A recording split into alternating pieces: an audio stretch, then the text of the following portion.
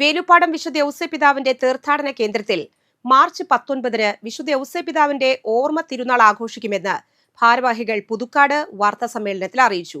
19-ന് രാവിലെ 7-ന് Amballur ത്യാഗരാജാർ polytechnic college അങ്കണത്തിൽ നിന്ന് തീർത്ഥാടന പദയാത്ര പുതുക്കാട് ഫൊറോന വികാരി ഫാദർ ഡേവിസ് ചെറിയത്ത് ഉദ്ഘാടനം ചെയ്യും.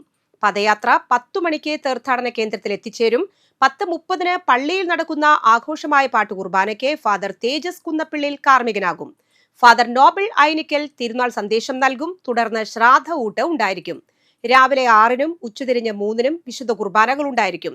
തിരുശേഷിപ്പ് വണങ്ങാനുള്ള സൗകര്യം പിതാപാതയിൽ ഒരുക്കുമെന്നും ഭാരവാഹികൾ പറഞ്ഞു. തീർത്ഥകേന്ദ്രം rector father Joseph Poovathookkaran, trustee Shijo Njerinjampilly, publicity convener Jacob Naduvilpeedika, PRO Sinil Kodumbilayipparambil എന്നിവർ വാർത്താ സമ്മേളനത്തിൽ പങ്കെടുത്തു.